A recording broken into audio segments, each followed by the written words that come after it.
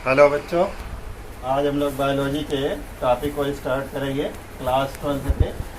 और उसमें देखना है कि कुछ चैप्टर्स हैं जिसकी स्टडी हम लोगों को करना है।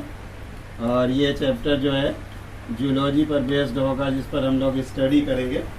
और जनरली वो जनन स्वास्थ्य पर है, यानी रिप्रोडक्टिव हेल्थ पर।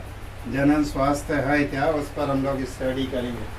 तो चलिए, जनन स्वास्थ्य पर पहले स्टडी करने से पहले हम लोग कुछ जानकारियाँ लेंगे, यानी कुछ अदर चीज़ें जनन स्वास्थ्य के बारे में जानेंगे। और जान करके फिर उस पर डिफरेंट रोगों पर स्टडी करेंगे, अलग अलग रोगों पर। जैसे हम लोग ये चैप्टर जो होगा, ये 4th लेसन है क्लास 12 का। क्लास 12 लेसन 4, लेसन 4 यह है जनन स्वास्थ्य। जनन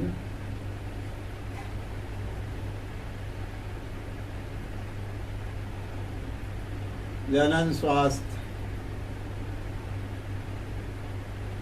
जनन स्वास्थ्य पर हम लोग देखते हैं कि जनन स्वास्थ्य है क्या। इसको हम लोग रिप्रोडक्टिव हेल्थ कहते हैं, रिप्रोडक्टिव हेल्थ।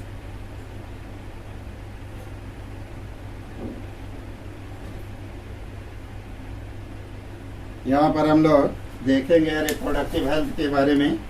ये हम लोगों को कहाँ से ये सुझाव दिया गया कि कैसे रिप्रोडक्टिव हेल्थ के बारे में हम लोगों को नॉलेज रखना है, या आने वाली नई जनरेशन को नॉलेज रखना है। तो आप लोग जानते होंगे एक संस्था है, दैट इज़ द एक ऑर्गेनाइजेशन है, दैट इज़ द WHO, जिसको हम लोग कहते हैं health organisation, health world organisation.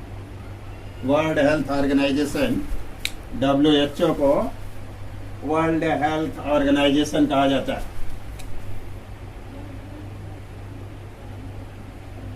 World health organisation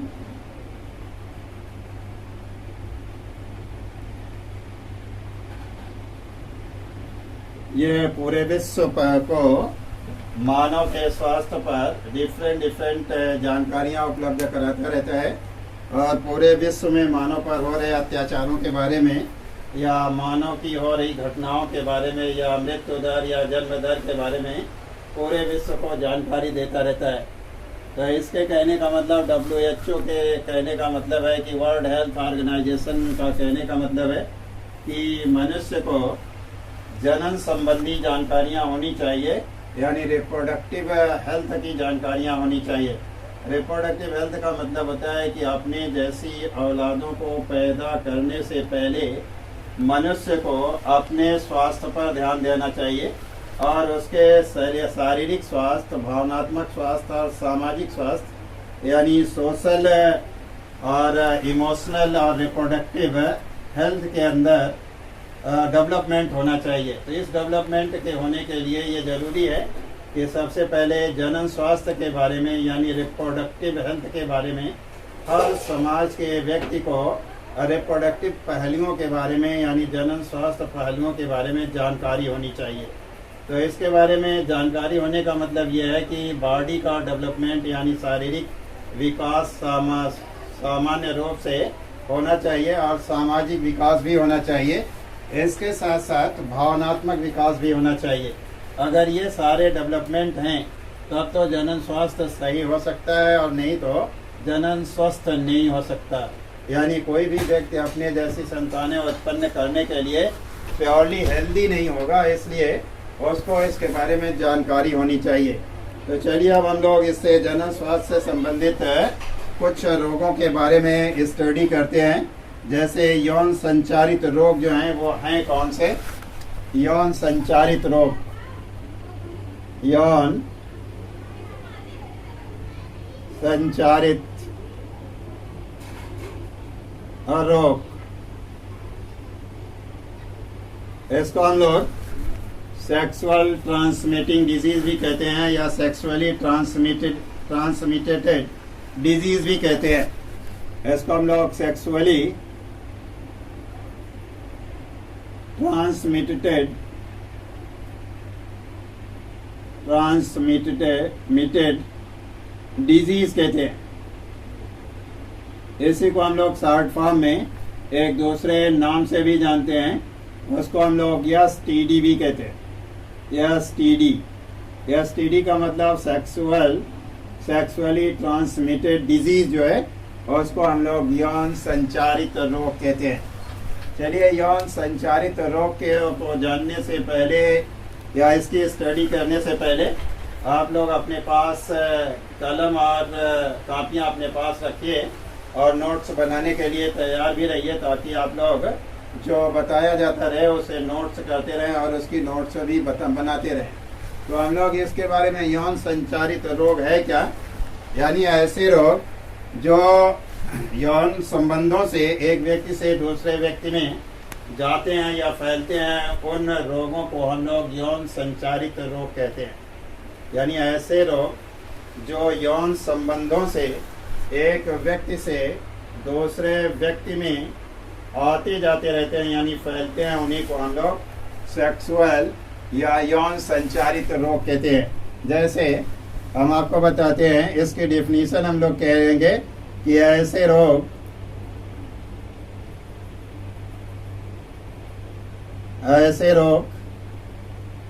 या वे रोग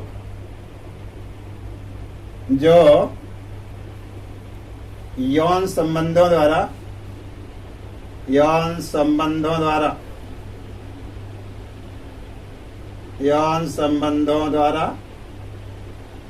एक व्यक्ति से दूसरे व्यक्ति में पहुंचते हैं या दूसरे व्यक्ति में फैलते हैं, उन्हें यौन संचारित रोग कहते हैं। उन्हें यौन संचारित रोग, या एक नाम इसे और देते हैं यौन संचारित रोग के अलावा हम लोग कहते हैं रजित रोग भी कहते हैं। रजित रोग कहते हैं। रजित रोग को एक दूसरे टर्म में भी हम लोग अंग्रेजी में जानते हैं, वो है वेनेरल डिजीज भी कहा जाता है इसे। वेनेरल डिजीज। रजित का मतलब होता है सेक्सुअल से, तो रजित रोग इन्हें या यौन संचारित रोग भी कहते हैं। इसको हम लोग इंग्लिश में भी लिख सकते हैं, सच disease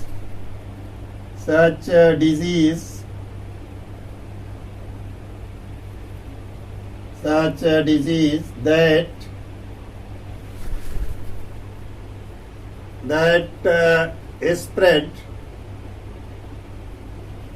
spreads from one person to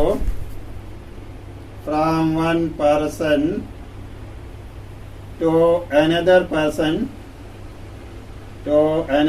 person by sexual intercourse is called the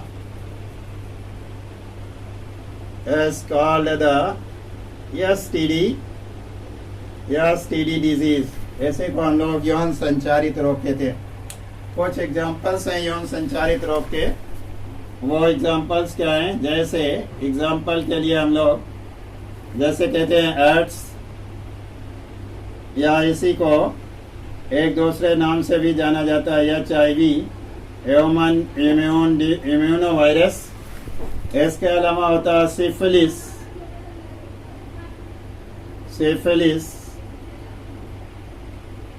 इसके अलावा होता है गोनोरिया।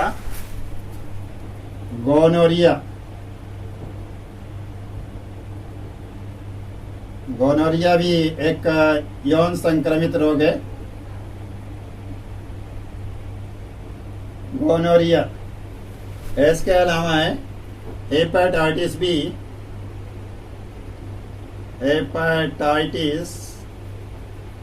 बी इसके अलावा भी है हर्पीज रोग्स होते हैं। तो हर्पीज रोग भी एक व्यक्ति से यानी एक ह्यूमन बीइंग से दूसरे ह्यूमन बीइंग में फैलते हैं, जिनको हम लोग जेनाइटल हर्पीज भी कहते हैं। जेनाइटल हर्पीज ये ऐसे रोग हैं जो यौन जनित रोग हैं, यानी सेक्सुअल ट्रांसमिशन से एक व्यक्ति के से दूसरे व्यक्ति के अंदर फैलने वाले रोग, ये सभी रोग हैं। अब इन रोगों पर हम लोग एक रोगों पे किस माइक्रो ऑर्गेनिज्म से ये रोग फैलते हैं और किस ऑर्गन में ये स्पेशली इन्फेक्शन प्रोड्यूस करते हैं, यानी किस ऑर्गन को इफेक्ट करते हैं, किस अंग को हानि पहुंचाते हैं या नुकसान पहुंचाते हैं, उसके बारे में भी देखेंगे। और इनके सिम्टम्स क्या हैं, यानी इनकी जानकारी कैसी होती है कि ये कौन से रोग हैं, यानी इनके सिम्टम्स भी होते हैं। तो चलिए हम कुछ रोगों को लेते हैं और उनकी स्टडी भी करते हैं और उनके ऑर्गेनिज्म को भी बताते हैं कि उनके किस ऑर्गेनिज्म द्वारा या किस माइक्रो ऑर्गेनिज्म के जरिए ये फैलते हैं। फर्स्ट रोग होता है, फर्स्ट रोग है गोनोरिया। गोनोरिया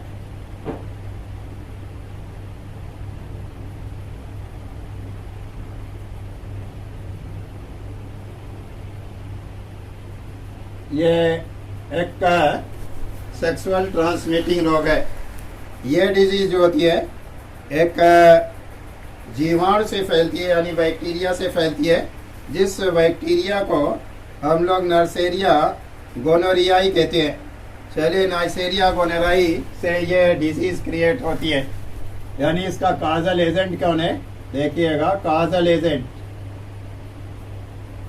एजेंट यानी कौन इसे फैलाता है, फैलाने वाला रोगाणु, यानी रोगाणु जो इसे फैलाने का काम करता है वह है नाइसेरिया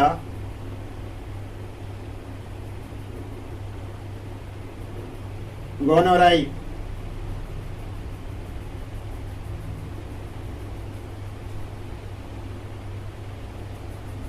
ये नाइसेरिया गोनोरी जो है ये एक जीवाणु है, दिस इज ए बैक्टीरिया, यानी ये जीवाणु है। इस जीवाणु द्वारा ये रोग फैलता है। काजल एजेंट जो है, यानी यह फैलाने वाला जो ऑर्गेनिज्म है वो नाइसेरिया गोनोराई है। नाइसेरिया गोनोरी ही इसे फैलाने का काम करता है, यानी एक ह्यूमन बीइंग से दूसरे ह्यूमन बीइंग में इस रोग को क्रिएट करता है।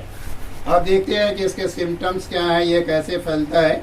जनरली ये मैथुन के समय, मैथुन का मतलब होता है सेक्सुअल इंटरकोर्स के टाइम कौन सा होता है, टाइमिंग जिस टाइम पर ये फैलता है, टाइमिंग जो है वो होता है सेक्सुअल इंटरकोर्स के time. Sexual intercourse, sexual intercourse के टाइम का मतलब होता है यौन संबंध के समय ये फैलता है। यौन संबंध जब कोई भी एक व्यक्ति दूसरे व्यक्ति से बनाता है तभी ये रोग फैलता है, यानी एक व्यक्ति से दूसरे व्यक्ति में जाता है सेक्सुअल इंटरकोर्स के थ्रू। अब हम लोग देखते हैं कि इसका सिम्टम क्या होता है, इसका पहचान क्या है, इसके लक्षण क्या है। तो लक्षण के बारे में हम लोग स्टडी करते हैं कि ये कैसे पता चलता है कि ये गोनोरिया ही है और दूसरा कोई रोग नहीं। तो इस रोग में पुरुषों के मूत्र मार्ग में जलन होती है, यानी ह्यूमन यूरेथ्रा जो होता है, इस रोग में पुरुषों के मूत्र मार्गों में, पुरुषों के मूत्र मार्ग में जलन होती है। यानी फर्स्ट सिम्टम होता है कि इसका जब ये किसी भी ह्यूमन बीइंग को या पुरुष को होता है तो पुरुष का जो मूत्र मार्ग होता है, यूरेथ्रा जो होता है, उसमें यूरिन डिस्चार्ज करने के बाद जलन होती है। ऐसी जलन होती क्यों है? ये जलन मूत्र के अम्लीय होने के कारण, मूत्र के अम्लीय होने के कारण, अम्लीय होने के कारण, अम्लीय होने के कारण यह जलन होती है।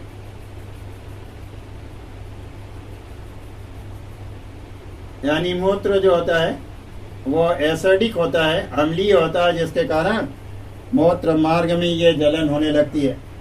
शुरू शुरू में तो ये मूत्र मार्ग में ही जलन होती है, लेकिन धीरे धीरे ये पूरा मूत्राशय तक फैल जाता है और प्रोस्टेट ग्लैंड तक फैल जाता है। कुछ समय बाद यह मूत्राशय, मूत्राशय यानी यूरिनरी ब्लैडर, यूरिनरी ब्लैडर और प्रोस्टेट ग्लैंड, प्रोस्टेट ग्रंथि यानी प्रोस्टेट ग्लैंड तक फैल जाता है। प्रोस्टेट ग्लैंड तक फैल जाता है,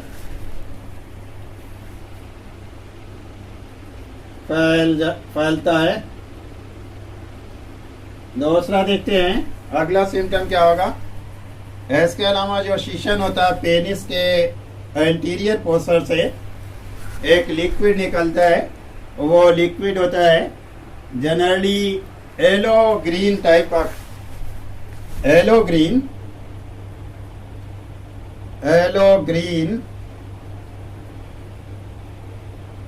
लिक्विड। येलो ग्रीन लिक्विड का मतलब होता है पीले हरे रंग का, पीले हरे रंग का तरल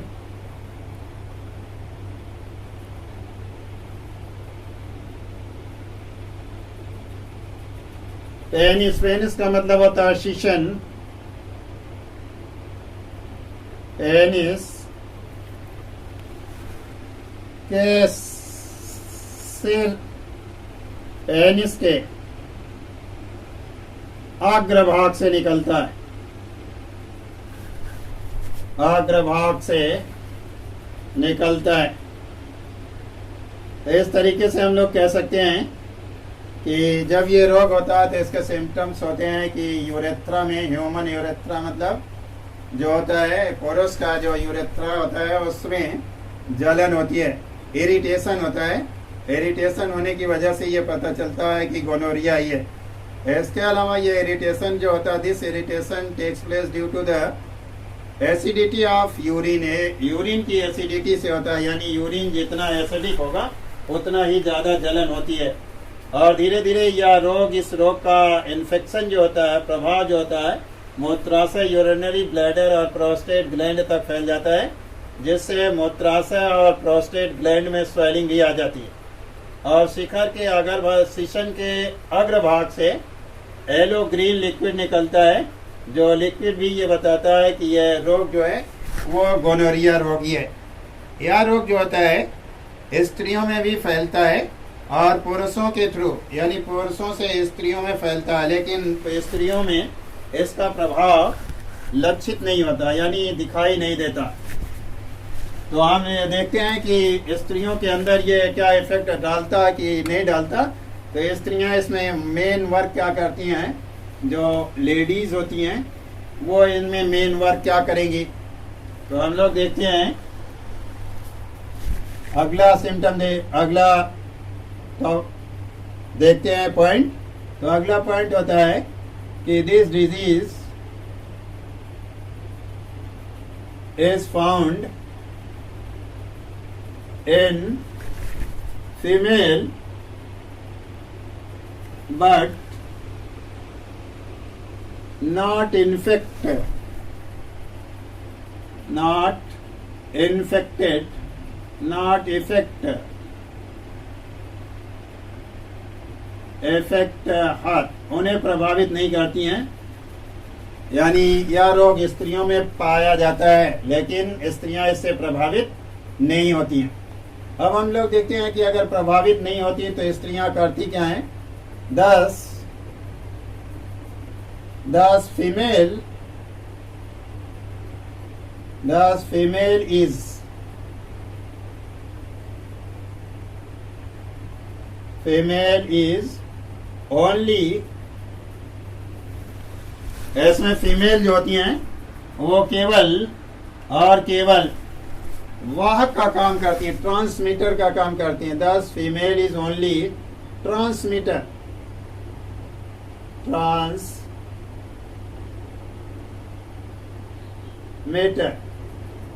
यानी वाहक होती हैं, वेक्टर होती हैं। खाली इस रोग को ट्रांसमीटर होती हैं, यानी रोग को एक व्यक्ति से दूसरे व्यक्ति में फैलाने का काम करती हैं, ट्रांसमिशन का काम करती हैं, ट्रांसमीटर होती हैं। और इनमें ये रोग इफेक्टिव नहीं होता। इस रोग का ट्रीटमेंट क्या है देखते हैं। ट्रीटमेंट यानी कैसे इस रोग से बचा जा सकता है, इस रोग से छुटकारा कैसे पाया जा सकता है। तो जो एंटीबायोटिक औषधियाँ होती हैं, प्रतिजैविक औषधियाँ इससे छुटकारा दिला सकती हैं। यानी इसके उपचार के लिए, उपचार हम लोग कैसे करते हैं, उपचार किया जाता है एंटीबायोटिक औषधियों से। प्रतिजैविक औषधियाँ, प्रतिजैविक औषधि यानी एंटीबायोटिक्स, एंटीबायोटिक्स मेडिसिन जो होती हैं इनको इफेक्ट करती हैं, इनसे छुटकारा दिलाती हैं। और अब हम मिलेंगे नेक्स्ट लेक्चर के साथ। अगर आपको कोई कमेंट करना हो, कोई डाउट हो तो कमेंट कर सकते हैं।